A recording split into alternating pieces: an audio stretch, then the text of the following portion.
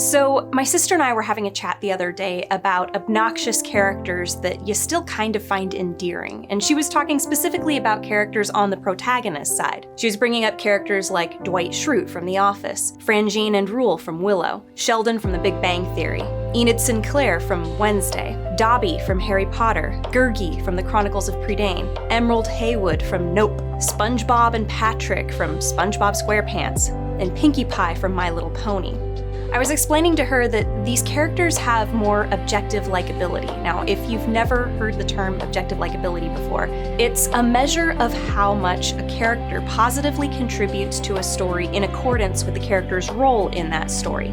So both protagonists and antagonists can have objective likability. It just depends on how much they're positively contributing to the story from the role that they play in that story. Hermione Granger, for example, lots of objective likability. She's an insufferable know-it-all and goody two-shoes, but she's on the protagonist side, and she does a lot to help the protagonist side in the story. Professor Umbridge, also lots of objective likability. In fact, she's arguably got a lot more objective likability than Hermione. She may look like a sweet old cat lady auntie, but other than that, she is a force of nature against the protagonists. And she's supposed to be. If you hate Professor Umbridge even more than Voldemort, which most fans do, it means that she's got a lot of objective likability. So I broke it down for my sister and I was explaining that these obnoxious characters have weightier and more traits and actions that score high in objective likability than traits and actions that score high in objective unlikability. They're doing more to help their side than to hurt it.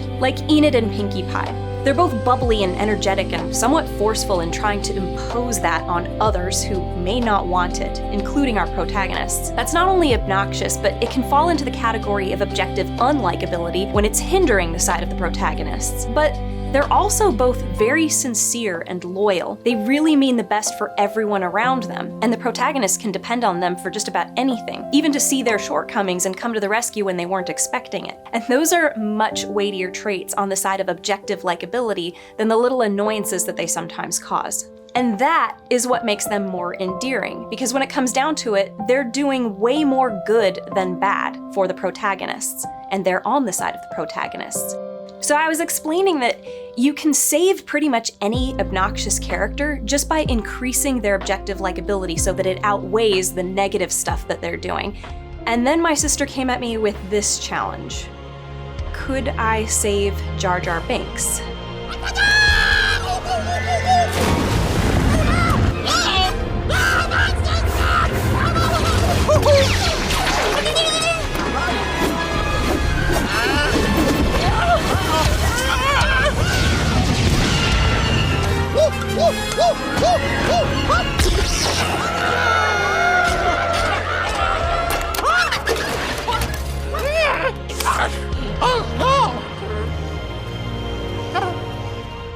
He's embarrassing.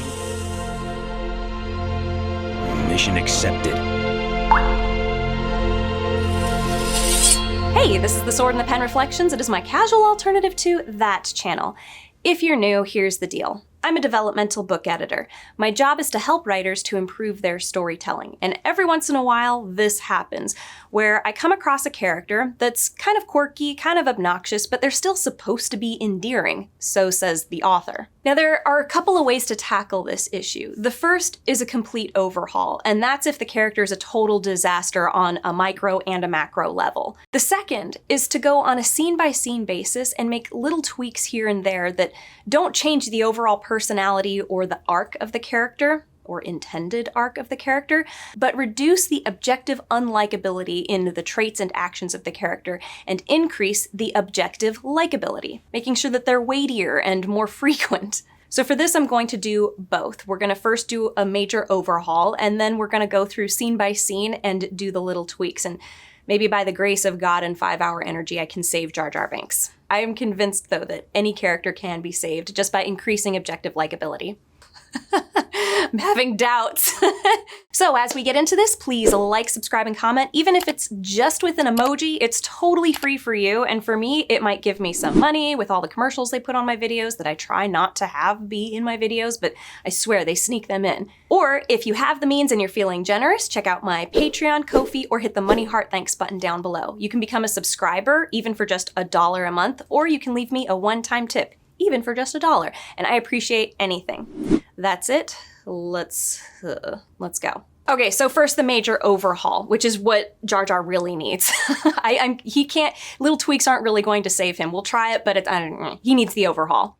So his sole purpose in episode 1 seems to just be to make jokes for kids. Things that little kids watching the movie will find funny and entertaining, and also to make light of intense situations so that the intense situations aren't quite so intense, and that also is for kids. When you could replace an entire character's presence on screen with a fart machine, it's a waste of a character, and I'm so sorry, George Lucas, but this was a mistake of a character. But okay, if I was sitting with Mr. Lucas at the brainstorming table for episodes 1, 2, and 3, and he said, I've got this idea for a character, and he falls in with the Jedi accidentally, and that connects him with Queen Amidala, and then he helps bring in the Gungans as this external force that wins them the war, well, the battle anyway, for Naboo. And eventually he's in Amidala's entourage and he ends up taking her place on the Senate temporarily and accidentally being manipulated into giving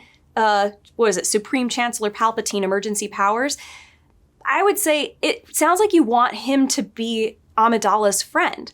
You want this character to develop a close enough relationship with Queen Amidala that this is someone she would trust with that position on the Senate, sitting in there for her. Basically, Amidala's confidant, which she doesn't really have at all in any of the 3 movies. So I'd say, okay, first of all, let's give Jar Jar a good backstory that is going to feed his journey into the Senate. The Gungans do not speak English. They're going to speak an alien language, just like almost all other aliens in the Star Wars universe.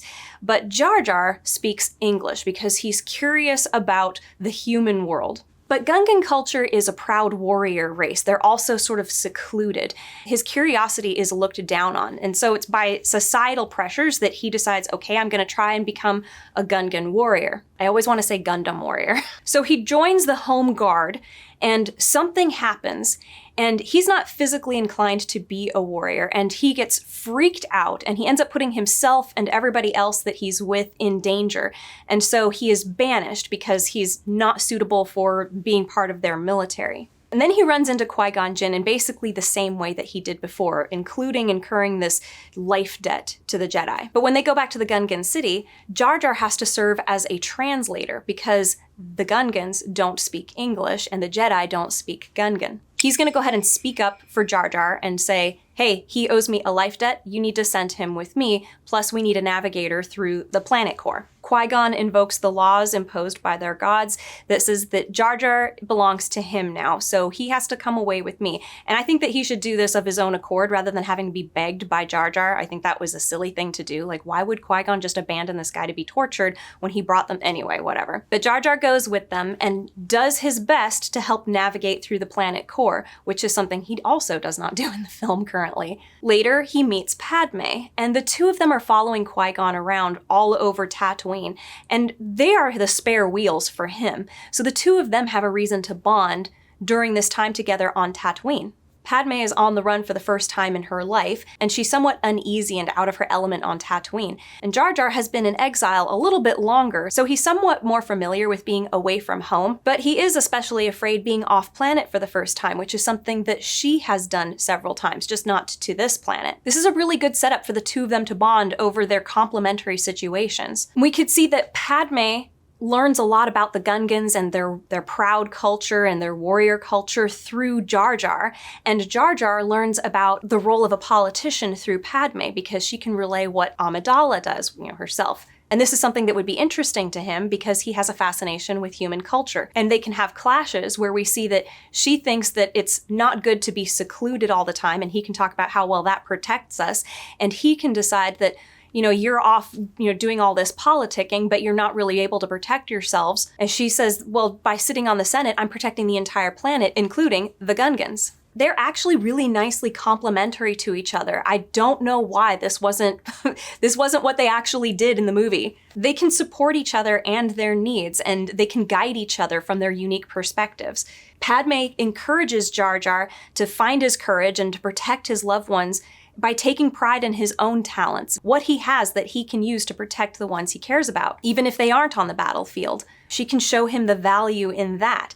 And Jar Jar can bolster Padme's confidence in the power of Naboo to protect itself, even if the Senate won't. And he can point out things like how the Jedi are considered great warriors, and they respect and defer to Amidala. And this makes him feel respectful towards her as well. Later, when Amidala asks Jar Jar to take them to the Gungan city, we should see that he puts himself on the line because he's been banished on pain of torture and humiliation or whatever if he goes back.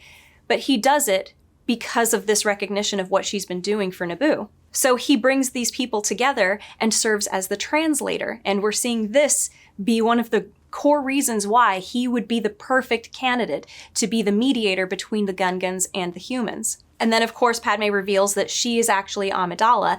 And then as a reward of this reunion of the people, or I don't even know if it's a reunion, but this new union with the people, we could have Jar Jar be appointed an ambassador instead of a general. I never understood why he was made a general. That does not make any sense. He was obviously a klutz, had no warrior experience at all, and I think that should be fed into in his character. This is a core part of his character, is he is not a warrior. And the Gungans really do look stupid if they make him into a general. But an ambassador, somebody who represents the Gungans to Amidala, that makes perfect sense. And if he knows both languages, it makes even more sense. He can still fight on the battlefield. In fact, I think that he should be on the battlefield and still showing that he's not a warrior, he's not good at this, but he's trying and he's brave. I think it would be really nice if we actually see him save that general who originally was like, dude, you were the one. Maybe it was the general who was in charge of him when he was trying to join the Guard.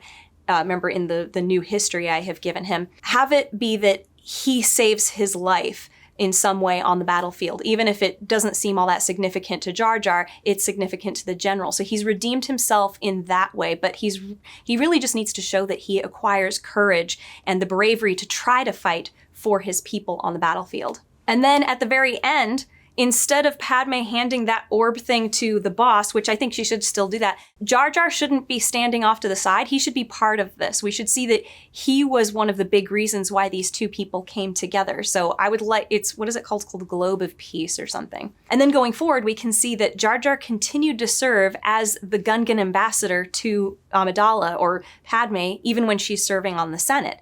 So then we get to the second film, and him being with her makes perfect sense. She passes her responsibility on the Senate to Jar Jar because they have worked so closely together where he is the one who is communicating between these two people, and then he attends these Senate hearings and whatnot with Amidala, or Padme. I don't know what, I think she's Padme after that. He's worked with her for 10 years.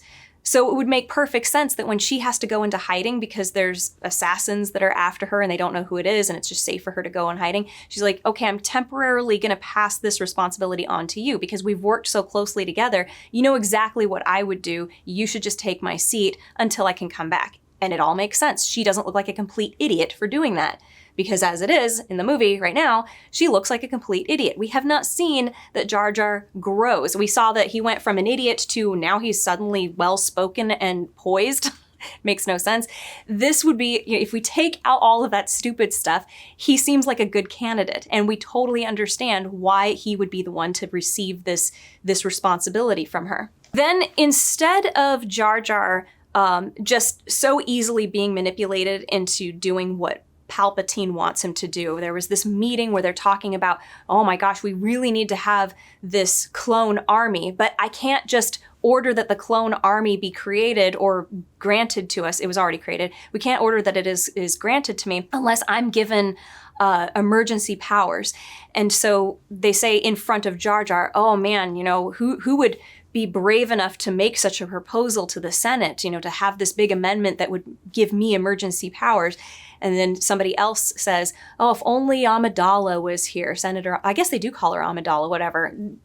If only she was here. And you can see that Jar Jar is like, I'm the one speaking for Amidala, and they're saying that this is what she would do. I like this, but what I think we should do is make it so that there are other senators and other people who were part of Amidala's entourage that are also working on Jar Jar to make him think that this is what she would do. And he has no way of communicating with her, but he starts thinking, I think it is. Like, she is the brave one. She is the one who would be like, no, we just have to take action, because this is what they did in the previous film, where she's like, you know what? You guys aren't acting fast enough to save Naboo. So I'm going back and I'm going to save Naboo myself. So this is where we would see that, okay, he's figured this out. And it was because of these other people who were advising her, not just something he listens to and then of his own accord decides this. He's being convinced. And if we want, we could even show later that these are people who were actually working for Palpatine in some way, that they themselves were sort of traitors to Amidala, and they were just trying to get what Palpatine wanted done. And then, of course, he goes to the Senate and makes this proposal, and in the film it is so sad that he thinks he's done the right thing when he hears everyone in the Senate cheering, like, yay, this is what we should do, and he's like, yeah, it's heartbreaking. At the end of the film, we see that Bail Organa, who is the ambassador of Alderaan, he sees the army, the clone army, rising, and he sort of like fist punches the railing of the whatever. He knows that what has happened is not good, and I would really like it if we have Jar Jar acknowledge, wait, did I do something wrong? And then maybe have a conversation later on with either Bail Organa or Amidala herself or somebody, that he regrets what he has done and thinks maybe I did the wrong thing, and then can be told, you know what, if it wasn't you that they came after, it was going to be whoever else she put in this position.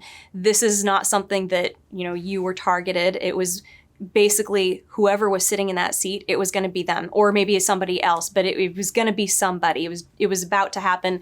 Palpatine had too much power within the Senate already. I really would have liked it in the third film if we had Padme, somebody she can talk to outside of just Anakin and just Obi-Wan, but I mean, it was mostly Anakin, where she's talking about, the struggle that she's having with Anakin. And this would be a good person for her to have that confidence with, would be Jar Jar, somebody who she's worked with for so long and trusted so much. But there's all kinds of creative things you could do there, but I think that would be good. And then at the end, after Padme has died, it could be between Organa and Jar Jar, who takes Princess Leia. And he kind of regrettably, like, no, it makes more sense for her to go with the humans. She would be passed off as your child more easily, obviously. But also, he sees that there's a responsibility in himself to go back to the Gungans and retreat from activity in the Republic, because the Republic is going bad. And he's like, I got to protect my people. And this is bringing his arc full circle, where he was unable to join the Guard and protect everybody. Then he brings everybody into the activities of the Republic. And then when it suddenly goes to hell, he comes back and he says, my advice is we retreat again. We go back into hiding. Obviously, this completely ignores any Star Wars lore that already exists. And as a proponent of accurate and faithful adaptations, I'm usually against that. But if somebody handed me the outline or the proposed outline for Star Wars and this character, this is what I would have done, or I would have suggested it.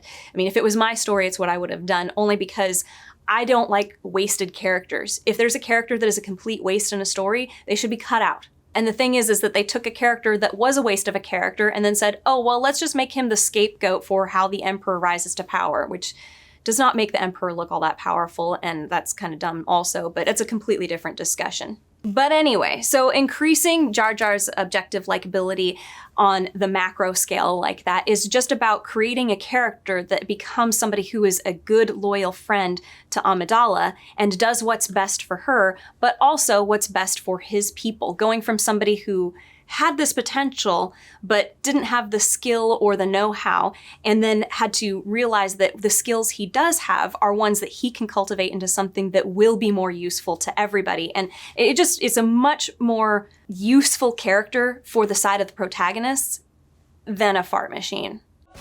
Please like, subscribe, and comment, even if it's just with an emoji. It's a free way for you to support the channel, and for me, it might bring in some money from all the commercials they keep putting on my videos. Or if you're feeling super generous, check out my Patreon or Ko-fi. I've got links in the description. Or you can hit the Money Heart Thanks button down below. Now, let's get back to it. Okay, so now what we're going to do is we're going to approach Jar Jar Binks with the second method of increasing objective likability. And this is what I would do as a developmental editor. If the writer handed me their manuscript and said, I really don't want to change much, and I'm like, oh, okay, we still need to increase the objective likability and decrease the objective unlikability as much as possible. But we're going to do our best not to change who he is or what his arc is. Very few added bits, very few taken away, deleted bits, you get the idea. So the least amount of changes possible. I don't think it's going to work, but we're going to try. The first thing we need to recognize is that Jar Jar does have an arc in these 3 movies. It's just not an earned arc. And unfortunately, an unearned arc is not going to be appealing to anybody. A character that becomes better at what they're supposed to be doing does have a lot of objective likability, but it has to be something that we believe.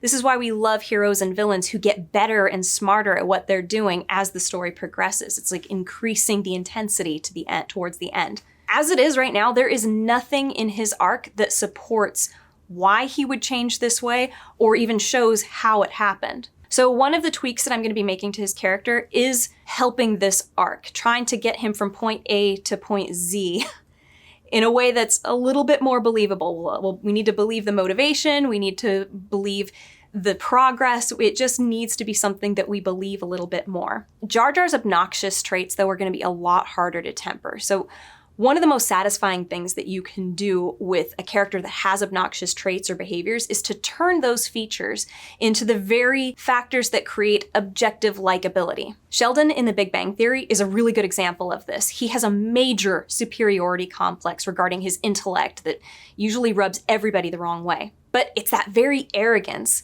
that led him to dedicate 25% of his earnings from the guidance system company that he formed towards a college fund for Howard and Bernadette's baby. See, he didn't want the baby to grow up intellectually disadvantaged because he thought that Howard and Bernadette are so stupid.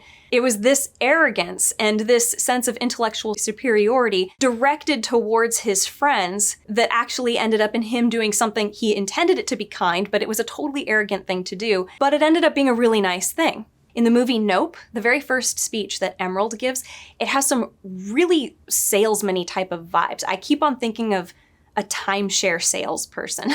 It's performative, it's obviously disingenuous, and she manipulates her audience into believing that whatever it is that she's offering, it is so important, it needs to be center stage. And it's a sentiment that we later see she doesn't really hold at all. She's really all about herself. But when the Haywoods are trying to convince this famous cinematographer to come out to their ranch and capture on film this weird phenomenon that's happening around their ranch, it is this very approach that convinces the cinematographer that this is like a once-in-a-lifetime shot and he really should come out. It was a superpower that Emerald has that her brother didn't, that ended up being this great asset to the side of the protagonists. Now, sadly, Jar Jar's clumsiness can't really be used in this way because it's all accidental. It's not something he intentionally uses, unless he was going to join the bad guys as like a sabotage. Like, I will join their army and then some chaos will happen so bad that I sabotage the enemy and there you go. He's like kamikazing himself, basically. That does not work. So the first change I'm going to make is I'm going to attempt to say that his clumsiness is not his biggest fault. It's just a result of his fear, and his fear is the big thing that's holding him back. See, in the movie, I think that's what they intended, but they never really clarified that. They just completely ignored that the reason he's clumsy is because he's afraid, and instead they're like, oh no, he is clumsy sometimes and he is afraid sometimes. I think it would just be good if the clumsiness is when he goes into panic mode and he causes chaos. That is when his clumsiness really comes out. Sort of like he's really self-conscious too, because it can bleed into that as well, that when he gets self-conscious, he becomes more clumsy. We could also show that this fear is something that comes as a result of him being kind of thoughtless. He doesn't pay attention to anything that's happening around him or what he should be doing in that situation. So then when he finally realizes what's going on, that's when he gets scared and he freaks out and he causes chaos and whatnot. So the root of Jar Jar's arc needs to be in him becoming a little bit more self-aware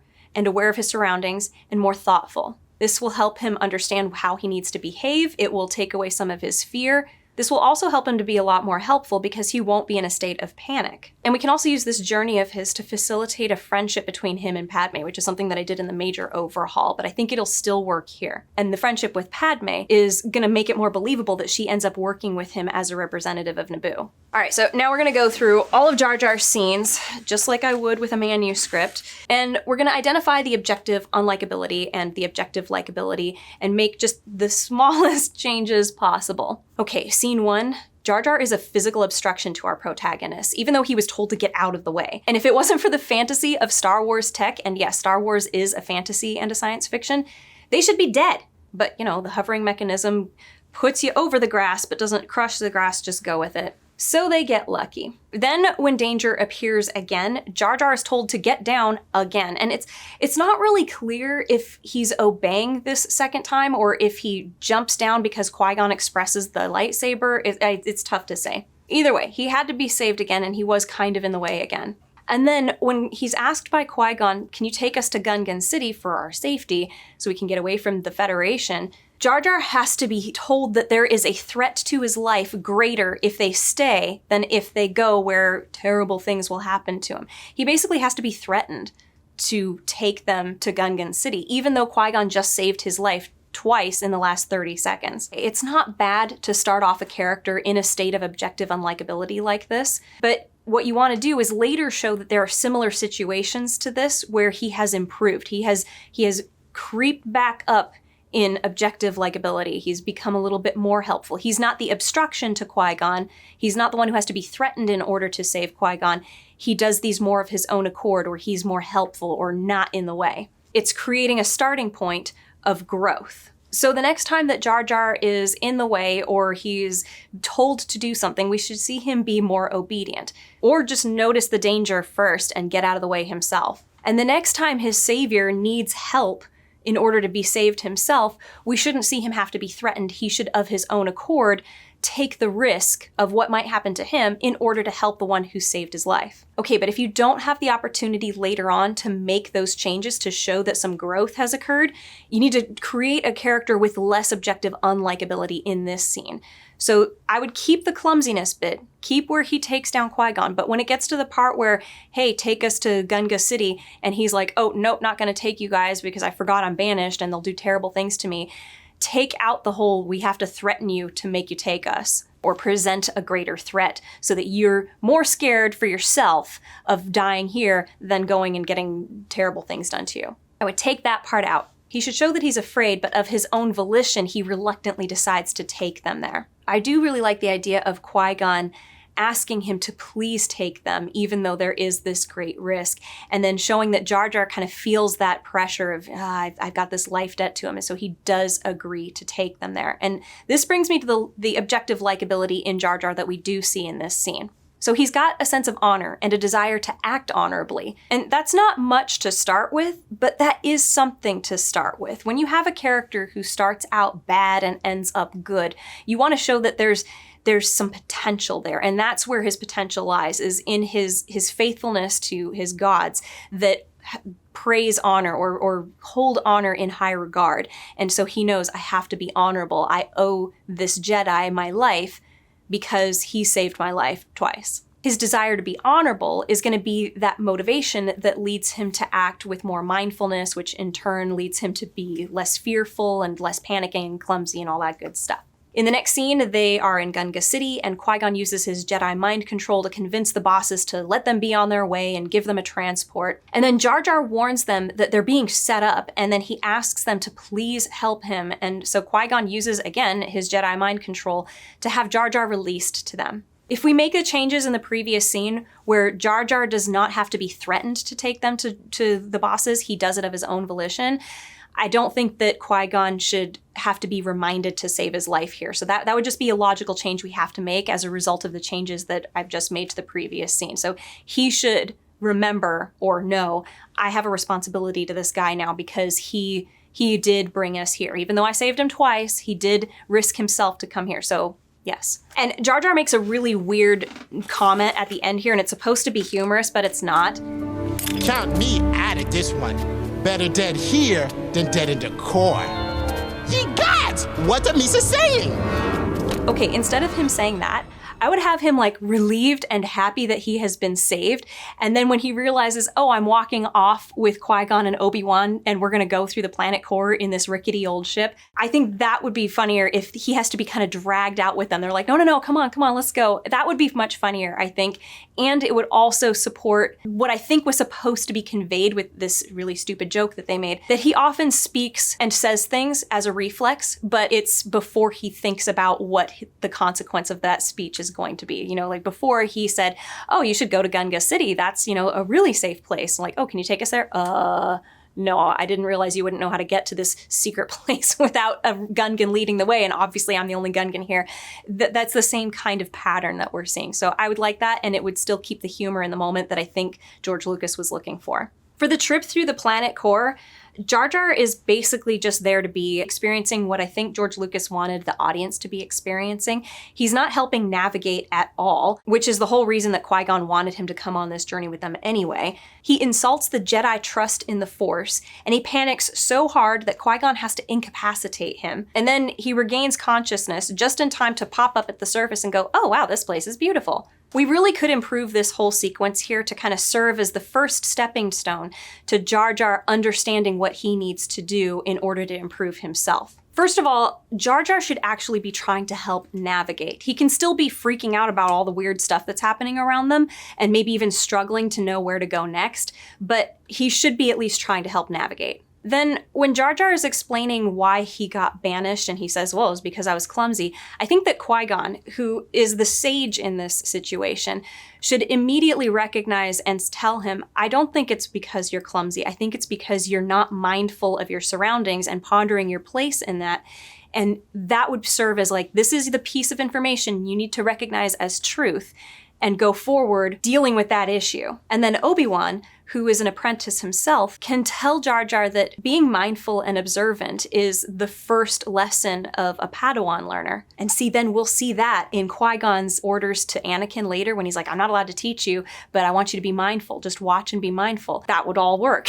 Then what we do is when that first monster gets hold of the ship, Jar Jar can freak out and he loses track of where they are. He immediately wants to go back, but Qui-Gon says, no, we'll just keep going. We'll let the Force guide us. And this is where we can have Jar Jar do kind of what he did before, which was he was mocking their trust in the Force. He can do something somewhat similar here, but then Qui-Gon can respond to that saying something to the effect of, trusting in the Force will not fail to lead you to a better place. And the comedy of this situation can actually be played up a bit because you can have the power go out in the ship right there. You can have Jar Jar freaking out and saying, what the heck, the Force is totally useless. This is his darkest hour when he's raving about how they're all gonna die. There's monsters out there, there's leaking in here, the power is gone, when are you thinking we're in trouble? It's actually a funny line. It's not funny because he wasn't taking anything seriously before this. But anyway, we're trying not to change much of what George Lucas wants, so. The power kicks back on, Jar Jar flips out because of the huge monster right in front of them, and then he gets the Vulcan neck pinch, and he's basically unconscious while Obi-Wan is navigating them out of this situation. And then when they get to the surface and Jar Jar makes his comment about, oh, this is a lovely place, you can have Obi-Wan even lean into him and say, you see, the Force will not fail you, or something like that. I don't know. You can rewrite it to however it would be more within Obi-Wan's character, but the sentiment could be still the same, that, you know, I told you, we trust in the Force and the Force will take you to a better place, that sort of thing. Jar Jar is basically just set parsley for the next few scenes here. He's making goofy noises and tagging along while Qui-Gon is locating and rescuing the Queen, freeing the pilots, and commandeering a ship. And then he obediently stays in the droid compartment and politely greets the droids. I actually liked that he was polite to them. But when the ship's shield generator is damaged, you've got Jar Jar being in the way again, and R2 actually bumps into him on his way out to possible death to fix the shield generator. And what is Jar Jar's response? How rude. That's gotta go. A comment like this to the droid that is on its way to possibly sacrifice itself for the sake of the protagonists getting away from the antagonists is... That is objective unlikability right there. At this point, we should see that Jar Jar is starting to make progress in his character. So What I think we should do is we want to keep the humor the same, have the droids being deployed, and he's like dancing to get out of the way of them. Like that, I think could still be funny. And he can fail to get out of the way of R2, who has to kind of like just mow him over, where he stumbles to get out of the way. And then as R2 is going up the chute, you could see him do like a awkward, good luck or something like that. It'll still have the humor that I think this moment was supposed to have, which is lightening the intensity of the situation. But we are still showing that Jar Jar is growing rather than being just as he was in the very first scene that we had with him.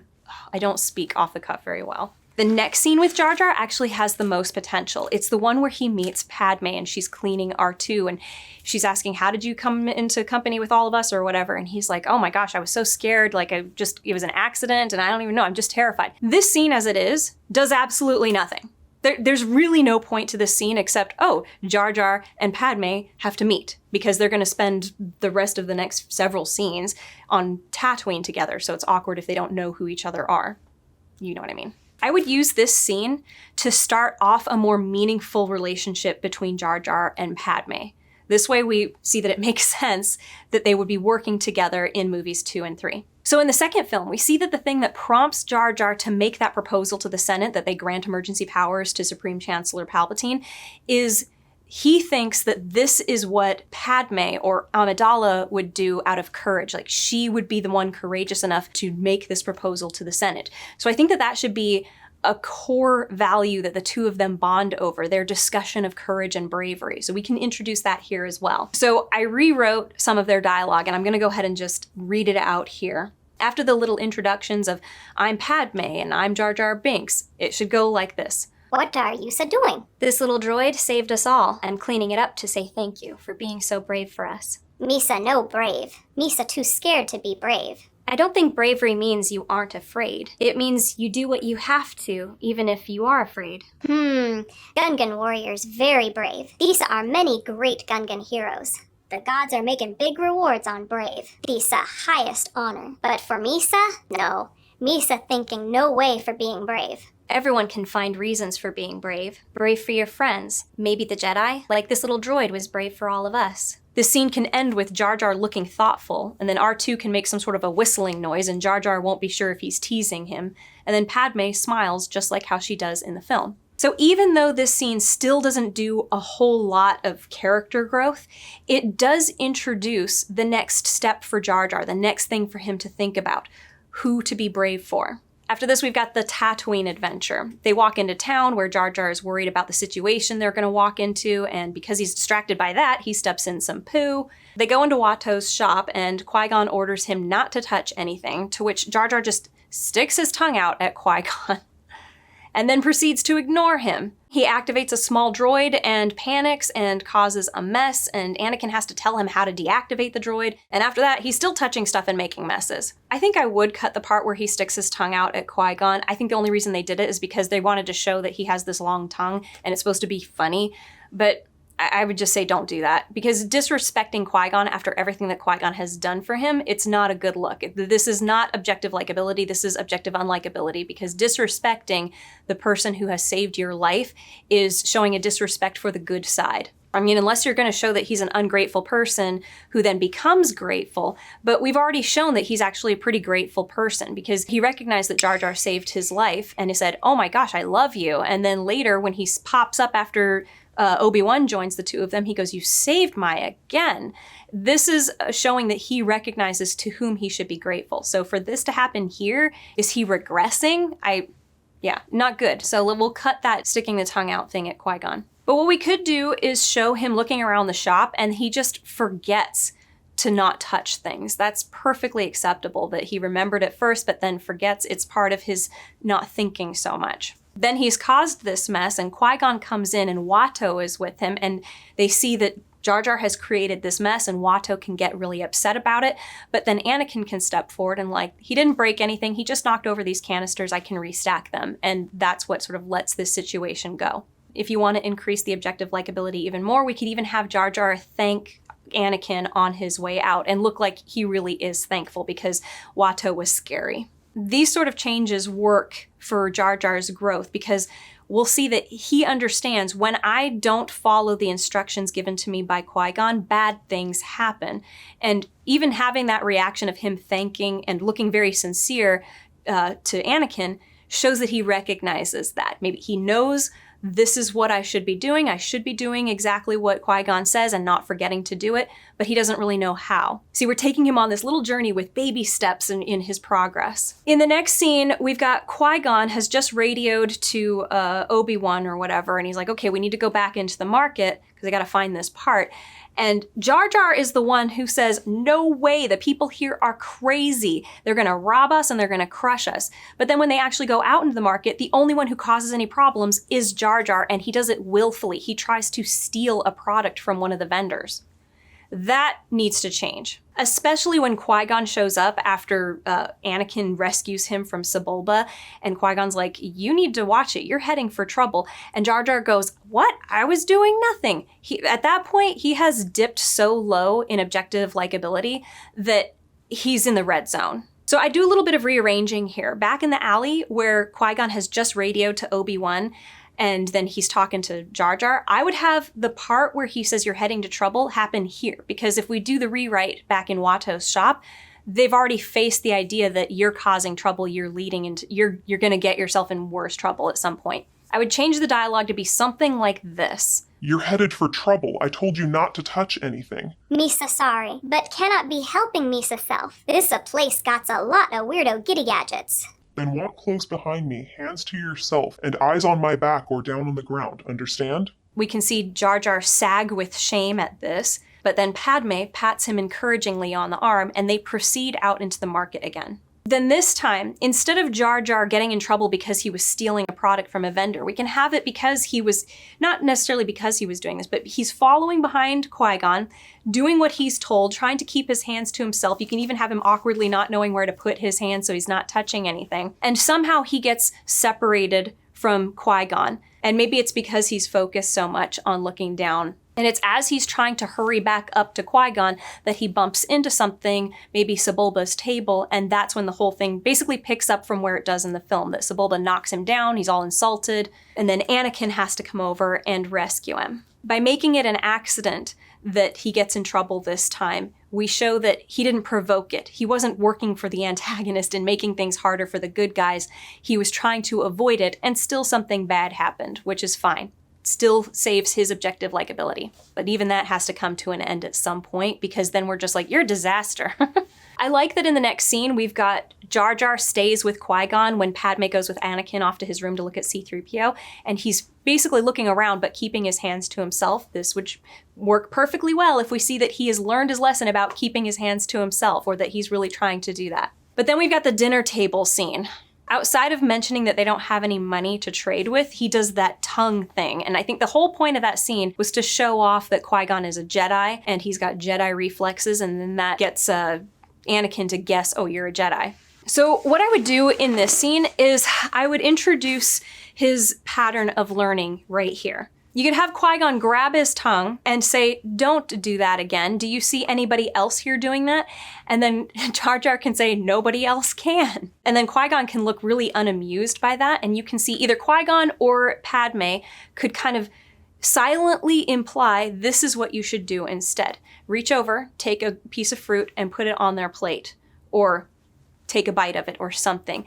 And we can see that this is where Jar Jar learns I should observe and imitate. I think it would be nice if it's Padme who does this, because then she's the one that he is acting on behalf of to the Senate. And you can even have her make an expression of like, come on, you can do better. But then she shows him this is what you do. I think that you could even continue the humor here by having Jar Jar very obviously trying to mirror what Padme and Qui-Gon are doing, or what other people at the table are doing. Sort of like in Shrek, when the finger bowls come out. It's Shrek 2, actually. And Shrek thinks you're supposed to drink from it, but then he looks over when he realizes, oh, you're not supposed to drink from it, it's not soup.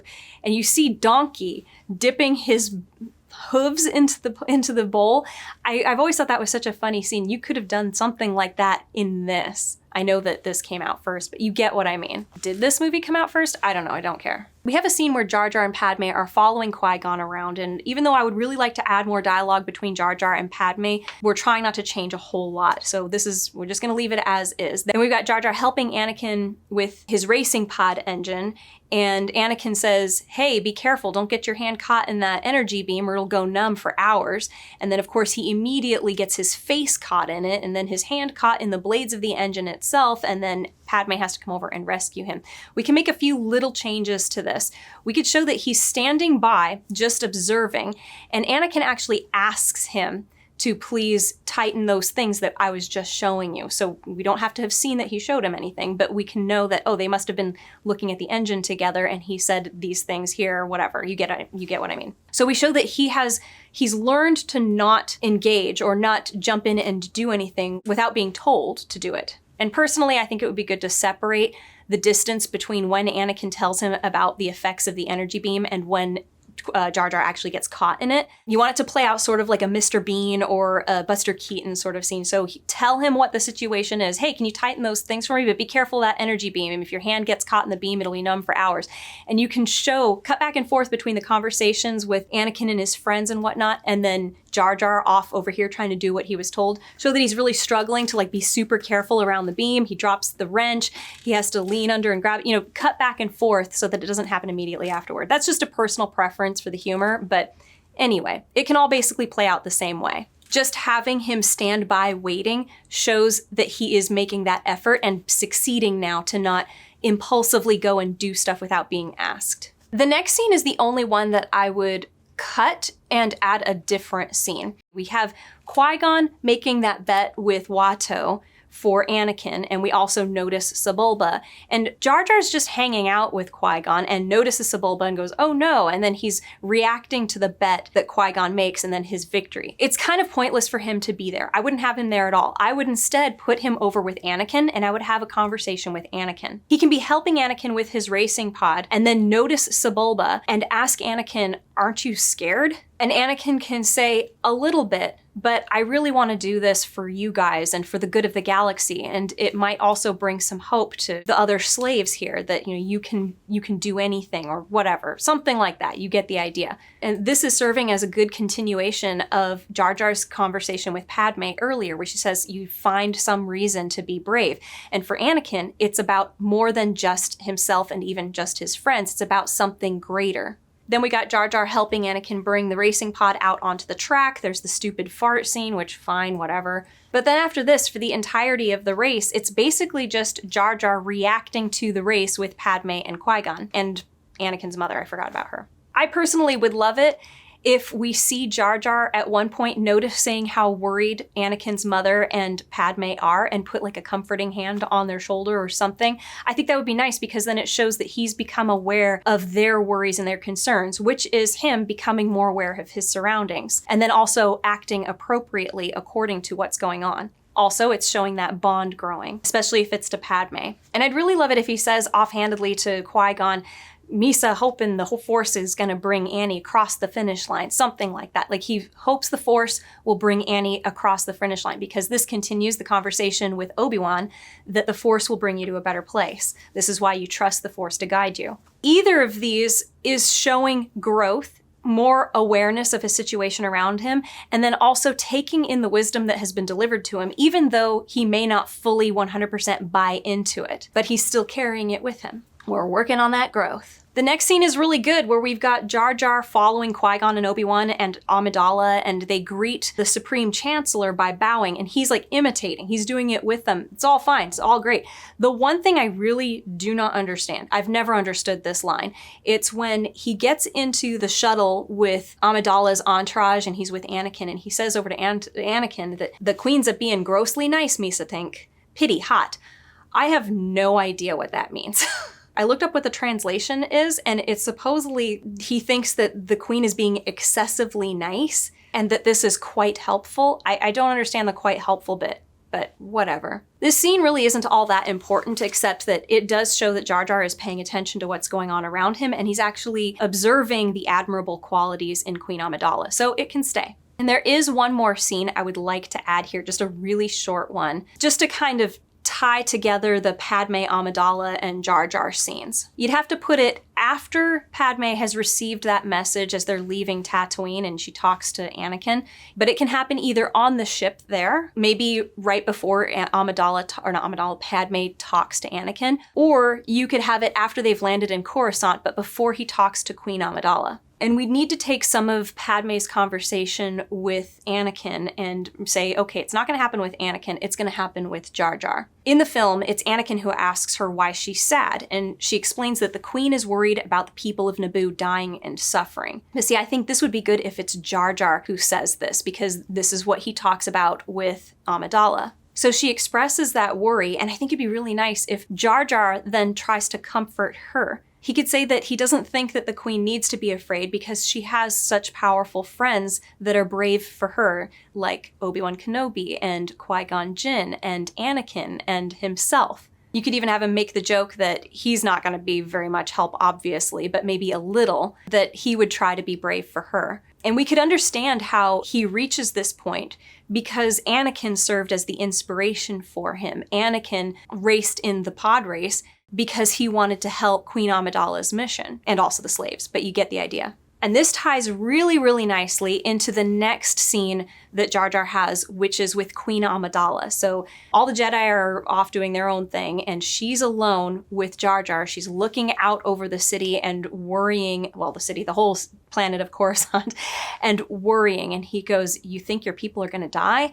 And she goes, "I don't know." And he goes, "The Gungans are going to get pasted too, huh?" And she goes, "I hope not." And he says, "The Gungans are not going to die without a fight. We're warriors. We got a grand army. And that's why you don't like us, I think." And we totally get that this is how Padme, or Amidala, got the inspiration to call upon the Gungans. But it would have been so much nicer if we had this other bit of information earlier where Jar Jar talks to Padme, not knowing she's Queen Amidala, about his people are brave and like courage is very, very highly regarded in his culture. And then we also would have had that other conversation earlier where he was telling Padme, "I don't think your queen needs to be afraid because she has such brave friends." So it's tying all of this together, having that one little new middle scene, because you've got the bravery, you've got him saying, "We've got this giant army," and then you've got him saying, "I think people would be inspired to help the queen." So it all brings it together. I love tying conversations together like this. But that's my proposal for that bit there. Then at the end of this scene with Jar Jar and Amidala talking, you've got Palpatine comes in and he's like, "Hooray, I've been nominated to be the Supreme Chancellor. Such a surprise." And she's like, "Well, that's great for you, but my people are dying. You know what? I'm leaving. My fate will be the fate of my people." And she's taking off. I would really like it if we got one reaction shot from Jar Jar seeing this and being like surprised and also emboldened by this. It's not necessary, but it would be nice. There's not a whole lot that we need to change about Jar Jar in the next couple of scenes. We have Amidala and everybody on the ship going back to Naboo, and they're like, "I don't know why you're gonna go. We're just gonna get annihilated." And then she looks to Jar Jar and says, "Jar Jar Binks, I need your help." And he's like shocked. Why would Amidala need my help? That's all good. Then we cut to Obi-Wan and Qui-Gon walking through the forest, and Obi-Wan just explains that, well, Jar Jar has gone off to Gungan City. I really would have liked if we could have seen that he was reluctant to go but went anyway. But he's not the main character, and it's not really good for the way that they've cut this so that it feels like we have a jump ahead to the next bit of exciting information, whatever. It won't work. Okay, fine. So we don't show him making that next step where even though he's afraid, he's going to go anyway. Then when Jar Jar comes out of the lake and he tells everybody the whole city is empty, you can't really put the hesitation here when they're like, "Well, maybe they were wiped out." And he's like, "I don't think so. I think that they went to a sacred place, which is where we go whenever there's trouble." He doesn't hesitate at all to take them there. Like, I wish we could have seen that hesitation, that moment of like, "I don't know, but you know what? I'm going to take you guys anyway because I'm going to be brave for the greater good." It's not appropriate to put it here because it would have been more appropriate to put it before he goes to Gungan City. So it does make sense that no hesitation, he just goes. I just wish that's a scene we could put somewhere in here. After this, we've got Jar Jar brings them to the sacred place, and Amidala can meet with the bosses so she can beg for them to join her cause. I would add one line to Amidala's speech. I would have her say, "Jar Jar Binks has told me much about the courage and honor of the Gungan warriors. I ask you to help us. No, I beg you to help us." she can say that it's Jar Jar Binks who prompted me to reach out to you like this, and then she immediately begs them for help right after that. And then maybe we could get a reaction shot of Jar Jar being sort of surprised and also delighted that she made this recognition, whatever. We already showed that he was surprised that she was Queen Amidala, so anyway. Then in the next bit, we definitely cannot have the boss confer the position of general on Jar Jar because he looks stupid and there's no reason. Yeah, it's just dumb. But he should say ambassador. We're going to make you ambassador. And I think that would be fine. Just leave it at that. He can still end up on the battlefield with his fellow Gungans, but he should not be a general. Because even if he is conferred the title of general, it still doesn't make sense why he is the one who is working with Amidala after this as an ambassador. Like, just make him ambassador. That's it. He's ambassador, not general. Then we've got the big battle that happens on this green field. And as it is, we do not see growth in his character. And this should be the moment where we see Jar Jar redeem himself he's no longer a coward and he does act bravely. You can still keep him as being awkward, maybe show a little bit of, because he's been trying to be aware of his surroundings and act accordingly and thoughtful. You can show some development and growth. I really, really hate the way that they just completely threw out any growth for his character. I get that it was we want this to be funny so that kids aren't freaking out at this intense battle. I'm like, but did you not cut regularly to a battle between Obi-Wan and Qui-Gon and Darth Maul? That was pretty intense. Anyway, for some reason, this battle was not allowed to be intense. Okay, I'm gonna read out the outline that I have of this battle because it's broken up. So you can see what happens to Jar Jar. We see him tell everybody to settle down. Then we see him thrown off of his creature and he starts slinging a boom sling and he almost kills his own guys and is unable to throw it towards the enemy. Then he gets a broken droid stuck on his back, which he throws to the ground and then gets stuck on his foot, and then he's able to direct it and it, shoots some other droids. Then when a retreat is called, he hides underneath this wagon, and then as it pulls away, he accidentally releases these big boomas, which almost kills himself and his comrades. And yes, it takes out some tanks, but still, he put his own guys at risk. Then he gets picked up by a passing warrior who gets blown up, and then he ends up on top of a tank. And then his general tosses him a small grenade booma, and he is unable to hold on to it and accidentally takes out a droid. And then that takes out the tank, and then he's hanging on the gun on the tank, and then the general is like, hey, jump down, Jar Jar, and Jar Jar does not listen, and the general has to yank him down, which causes him to fall off of his mount. And then the two of them get surrounded and captured by a bunch of droids. And then the general is like, don't give up, General Jar Jar, we'll think of something, and immediately Jar Jar surrenders.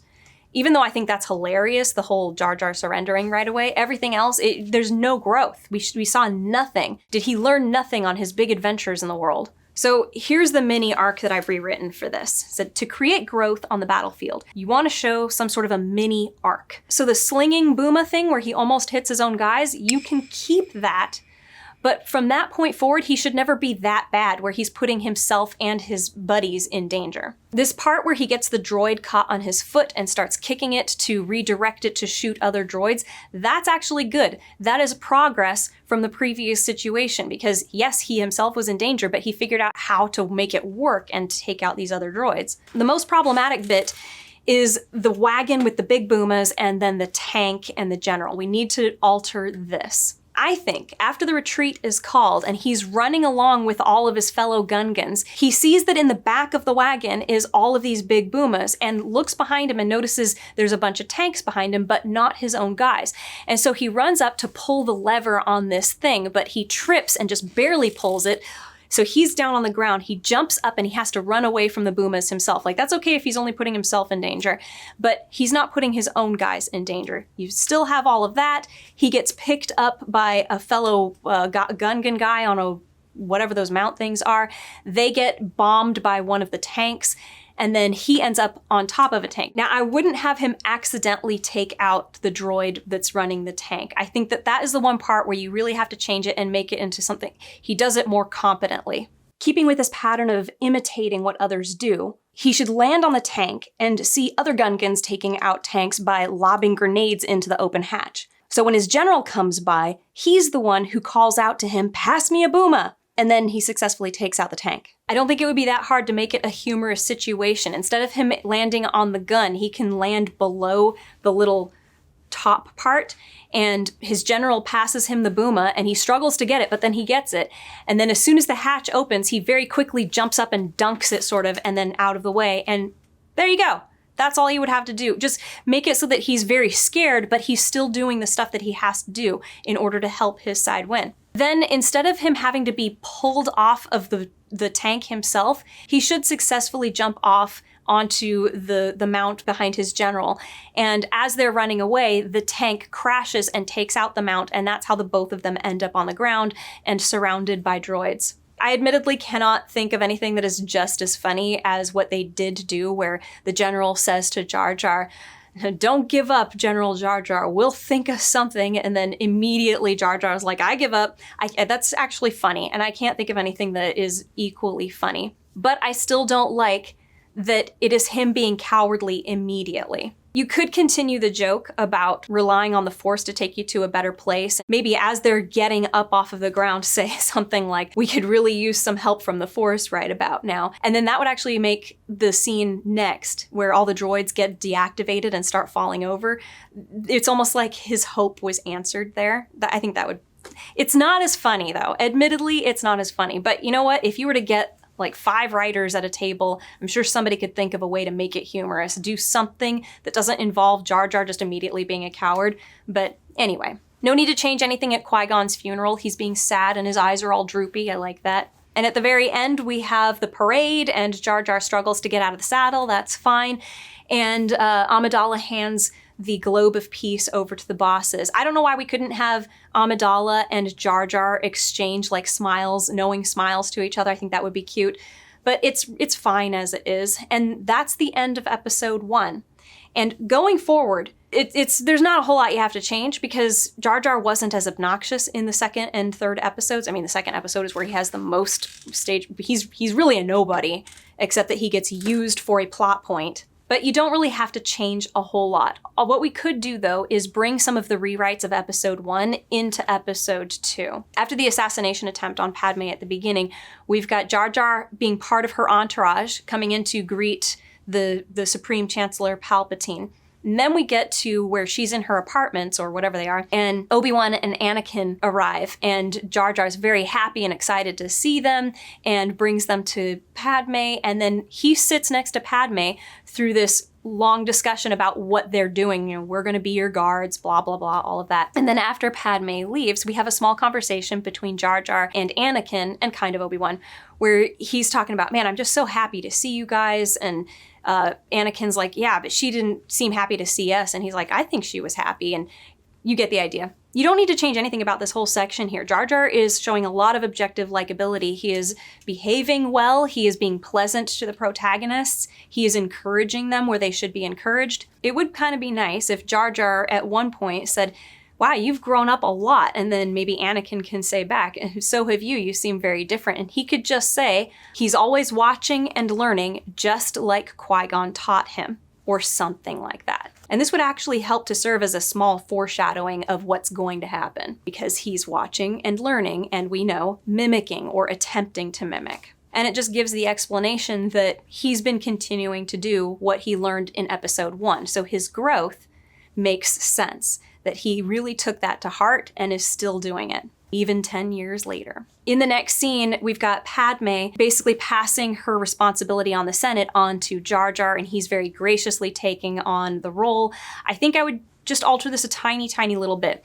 I would have at one point Padme say the line, "These 10 years you have represented me well to the Gungans, and I know you will represent me well to the Senate." This shows that they have worked together so much that she knows he always does what I would want him to do, like what I would do. So I know he's going to do it again if he's taking my seat on the Senate temporarily. It also helps to show that she's not an idiot. Like, as it is, because he did not earn this place through all of episode 1, we don't understand why she would do something so stupid as to pass her seat on the Senate on to Jar Jar Binks. But just this one line helps us to know, okay, he has grown a lot over the last 10 years to the point that he has always done exactly what she would have done when he's representing her to the Gungans, and obviously they've gone to Senate hearings before, so she has confidence that he can do it here. And it's telling instead of showing, but because of the time jump, we don't have time to show any of that, but this kind of assures the audience that is what has been happening off screen. It also makes it so that these are her orders. Do what you have always done. Do what I would do. And so when he does do what he thinks she would do, he's actually acting under her orders. It's not just of his own volition. Jar Jar being Padme's close confidant and also being the translator for the Gungans would have set all of this up so much better. The next scene is one of the big ones. It's where we've got Palpatine talking to the other senators about how we really need this droid army, and the only way we can, pull it into our power quickly is if we grant the Supreme Chancellor emergency powers. And he's going, gosh, but who would ever do this? Who would ever have the courage to propose such an amendment? And then the other senator going, oh man, if only Amidala was here, she would do it. And then you see that Jar Jar is like thoughtful, like, is that what she would do? This actually works just as it is. It sure would be nice if we had a little bit more working on him to convince him that this is the case, but we're limited on time because we had to have all this creepy time between Anakin and Padme. And then the next scene is Jar Jar actually making that proposal to the Senate. And so tragically, so pitifully, believing he had done the right thing when he hears everyone cheering, I did it, I did the good thing. It's very sad. It is very sad. And that's literally the end of Jar Jar, because we don't see him again in episode 2. And when we jump ahead to episode 3, there are 2 scenes with him. One where he's walking back with the Jedi and some of the senators and Palpatine, after Palpatine has just been rescued by Obi-Wan and Anakin. And I swear his one line, was cut, or not cut, it was added from something that was in episode 1. I think it's when they're at the dinner table and he takes the plum or whatever it is that he grabbed with his tongue and he goes, excuse me. Excuse me. Excuse me. I swear it is that same line. They just just copy and paste it in episode 3. Like, he doesn't have any lines. And then the second scene is at the end where he's in the funeral procession looking very sad for Queen Amidala. I would propose not ending his final big moment is when he proposes to the Senate that emergency powers be granted to Palpatine, but that would involve adding more scenes. The one change maybe you could make is what I already proposed for the major overhaul, when we're on this balcony and we're with Supreme Chancellor Palpatine looking at the clone army rising, and you see that Bail Organa kind of punches the railing, like he knows that this is not right. I would love it if maybe we get a reaction shot of Jar Jar seeing him doing that and thinking, we can see in his face that he's thinking, did I do something wrong? And then sort of looking afraid. I think that would be that shows that he's not a complete idiot who just goes along with all of this. But it's just so awkward that they created this big character for episode 1 and then he's vanished completely by episode 2 and 3. Except for in episode 2 where they gave him this important role of being the one who is used to grant Palpatine the powers to become emperor. He is the one who's responsible, but whatever. Anyway, that's all major overhaul stuff, and we were supposed to just be doing the little tweaks, but they didn't even bother to give him a regret for having done that. And it only would have taken a couple of seconds of a reaction shot. But anyway, that's it for the light tweaking. All I did was give him a more, I think, deserved arc. And I tried to stretch it into episode 2 and 3 as best I can by just adding a couple of lines, but there's only so much you can do in light tweaking. I also removed him being disrespectful to the Jedi and stealing in favor of him just being clumsy and doing his best but still being clumsy. We also made him more attentive to everybody around him and the situations that they were in, and showing him making an effort to be obedient, useful, and more thoughtful and courageous. Rebalancing the scales, I think he does now have more objective likability than unlikability, but with all the limitations that I have, it's hard to say for sure. His good qualities have to be that he's sincere and honest, and he has humility, and he does grow in bravery and honor, and he's improved in all of this. And his bad qualities were superficial in comparison. But let's be real. Jar Jar Binks is a waste of a character. What he really needs in order to be saved is a total overhaul. Sometimes that's what it takes. But George Lucas did what he really wanted to, so the writer, unfortunately, has to have the final say. But anyway, do you think that I saved Jar Jar Binks? I did my best, but there's only so much you can do. I hope that you found this enjoyable or at least interesting. And yeah, please like, subscribe, and comment, even if it's just with an emoji. Or if you're feeling generous, check out my Patreon, Ko-fi, or hit the money heart thanks button down below. Maybe next time we'll do Anakin. Gross. Be good to yourself.